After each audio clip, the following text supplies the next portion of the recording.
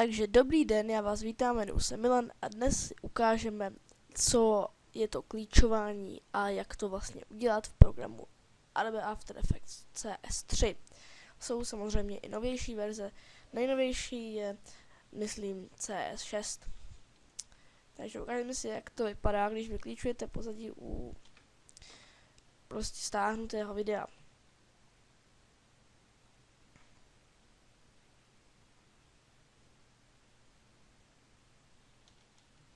Takže ještě jednou. Jak vidíte, bylo by těžké prostě jen tak si udělat z ničeho nic bombu. Od toho máme vlastně tady After Effects. No, takže jak to vlastně všechno udělat? Jenom těžko najdete video bez pozadí. To myslím, že ani nějak nejde dávat na YouTube. Jestli to teda vůbec jde. A vlastně, jak jsem to tady udělal? Takže si nejdříve vysvětlíme, ale co je to klíčování. Klíčování je v podstatě výměna pozadí. Když zrovna vlastně máte buď zelené plátno, zelenou zeď nebo cokoliv, můžete se natočit, něco dělat, nějaké blbosti, prostě natočit a potom změnit pozadí. Takže já tohle dám pryč. Takže hodíme sem tohle z toho. Moment.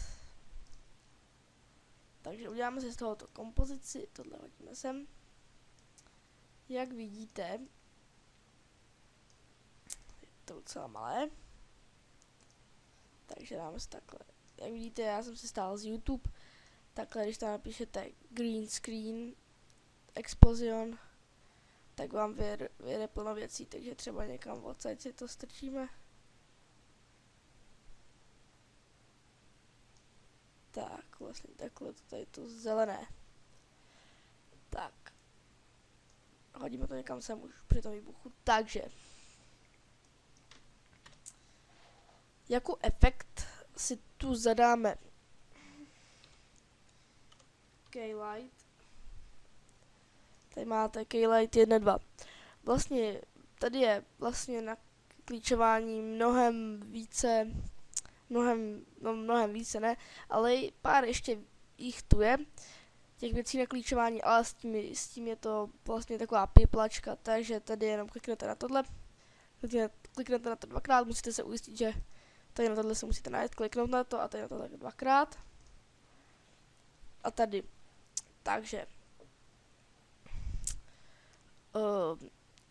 takže tady od začátku tady je nějaká reklama, tady tohle si asi vlastně nemusíte vůbec všímat, to je tady docela na nic. Ale teď hlavně nás zajímá tohleto. Vyklíčovat nejde všechno. Musí tam být aspoň 3 odstíny barvy, nebo vlastně nejvíce 3 odstíny zelené, nebo třeba modré, může se klíčovat na více barvách, ale vlastně ta zelená taková prostě to je častější. Protože to je vlastně podstatně vlastně oproti té modré na oblečení více vidět.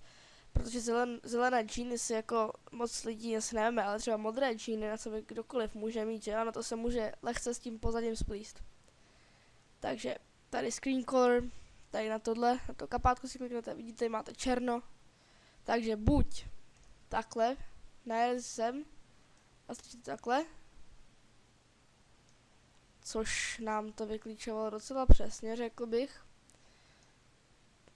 Tak. A nebo na to kapátko kliknete a na to takhle. Což je vlastně úplně podle mě nejpřesnější. Tak. A teď nám zmizel zatím, prostě už tam není nic. A takhle vypadají videa bez pozadí.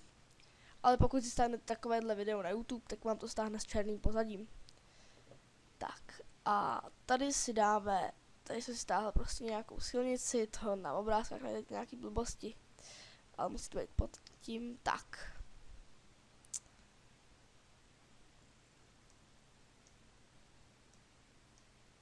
To si nějak zmenšíte do toho obrazu, to mě je už docela jedno.